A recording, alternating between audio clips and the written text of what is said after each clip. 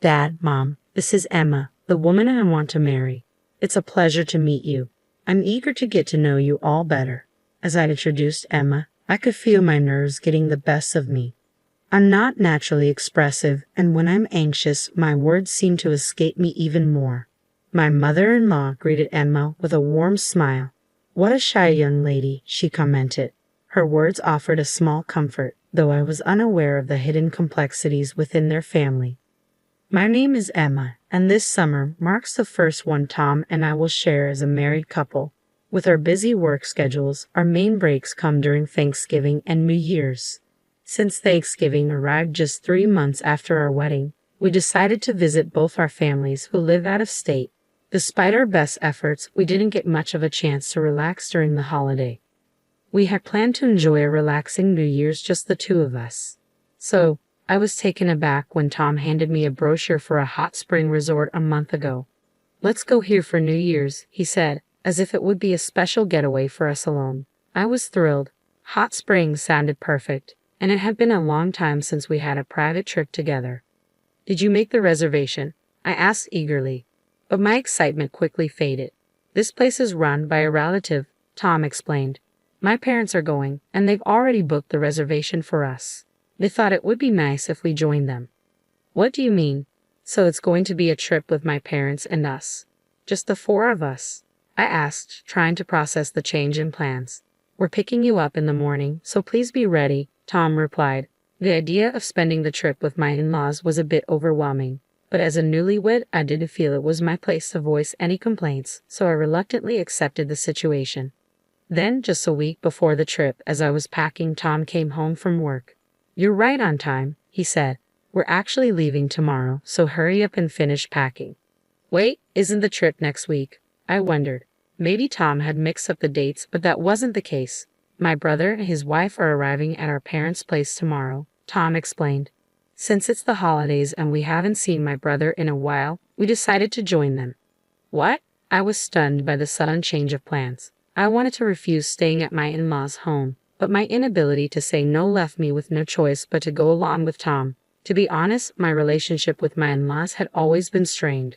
During our engagement visit, my mother-in-law's comment about me being a reserved young lady masked a more negative sentiment. She had described me as gloomy to Tom in the kitchen, unaware that I could hear. When we visited for New Year's greetings, my father-in-law, Bill, was equally harsh. "As a daughter-in-law, you should come earlier and help out around the house," he scolded. I could only apologize, and since then, the constant pressure from my in-laws to have children had taken a significant toll on me. The thought of traveling with them was daunting, but staying at their house felt unbearable. Still, there was no turning back, and before I knew it, we had arrived at Tom's parents' house. As we opened the front door, my mother-in-law hurried over. "You're late, Emma. Come help out in the kitchen," she said, ushering me inside. The kitchen was overflowing with ingredients. "Please handle the dinner preparations," she instructed, then went off to the living room. Standing there in a daze, I heard the sound of a car pulling up outside. It appeared my brother-in-law and his wife had arrived. Meanwhile, my father-in-law hurried out of the living room to assist with their luggage. I couldn't help but wonder why he hadn't offered to help me.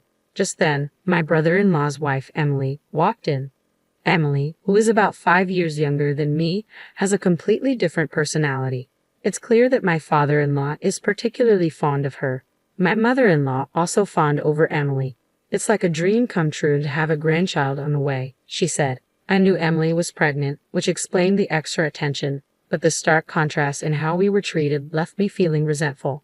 Even Tom was lavishing attention on Emily. "Emma, could you get Emily a drink, please?" "Emma, how's dinner coming along?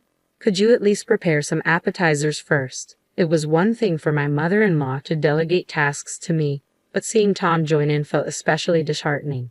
The following days fell into a relentless routine, leaving me in tears alone in my bed.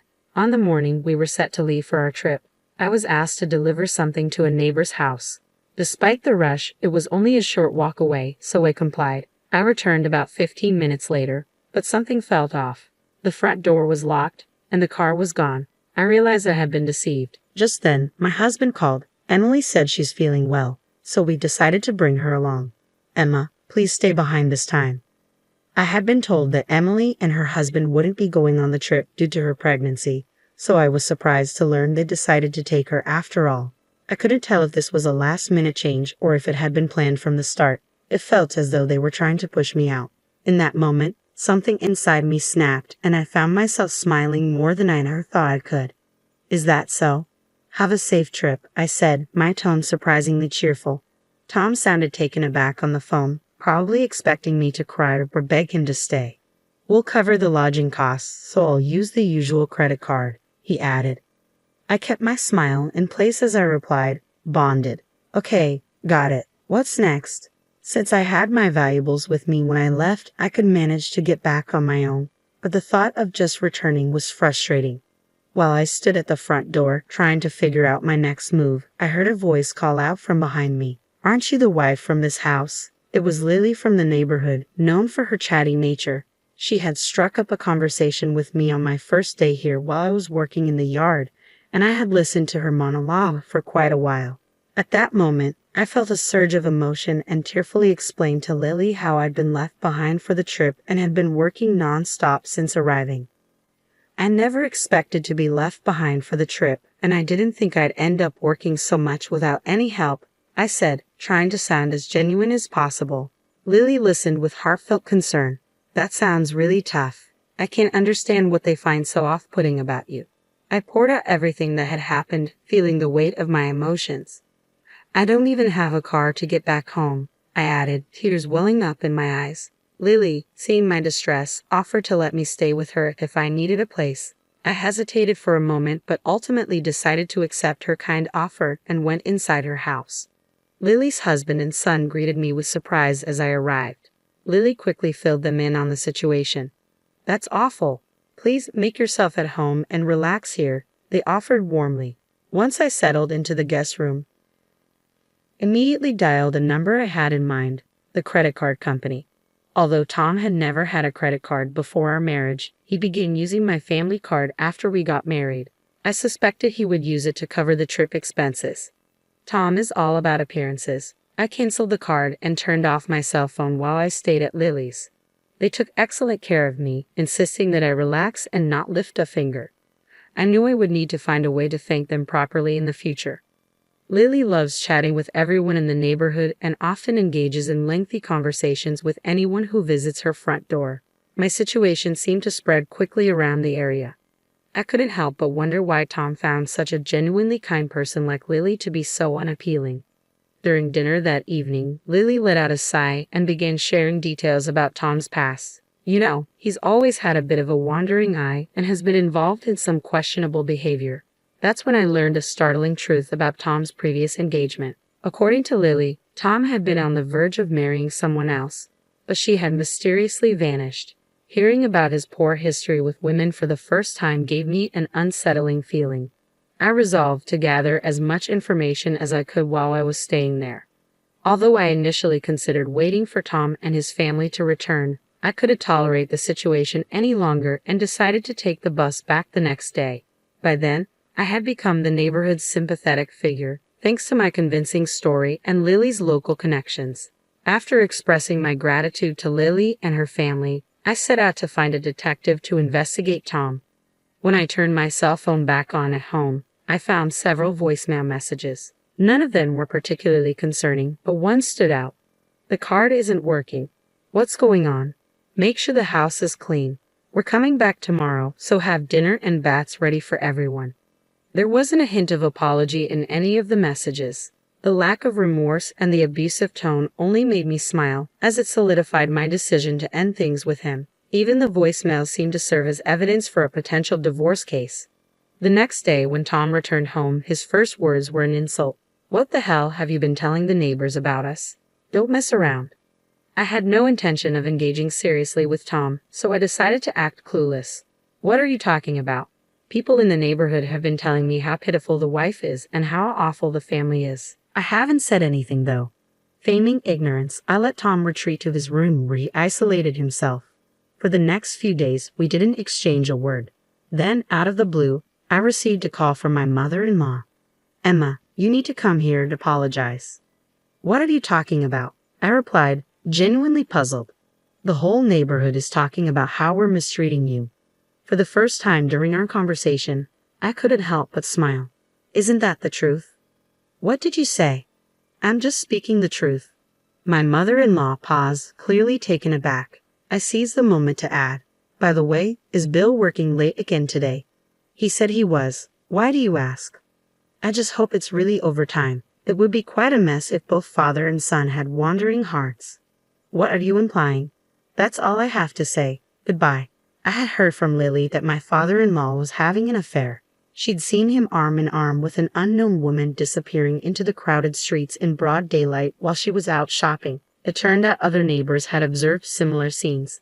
As for Tom, he was also cheating. I collected evidence of his infidelity and consulted a lawyer. Once the divorce proceedings were underway, and I was preparing to leave the house, Tom called me after returning from work. Hey, my stuff is gone. What's going on? You'll receive a certified letter soon. Check it then. I can't believe I married someone like you. It seemed Tom was finally catching on. Emma, you must be misunderstanding something.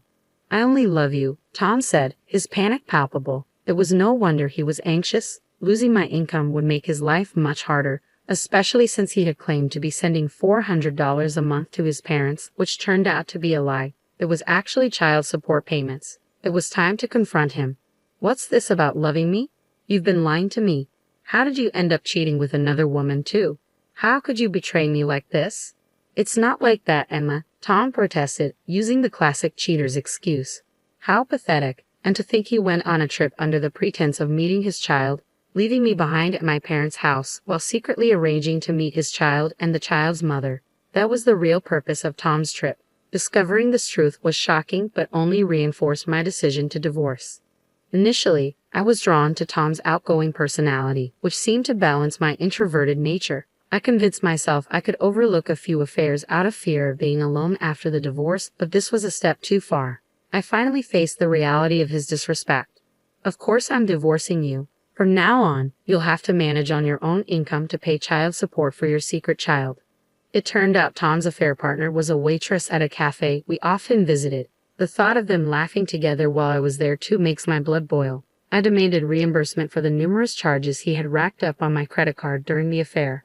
Tom had squandered a significant amount of money on his infidelity using my card.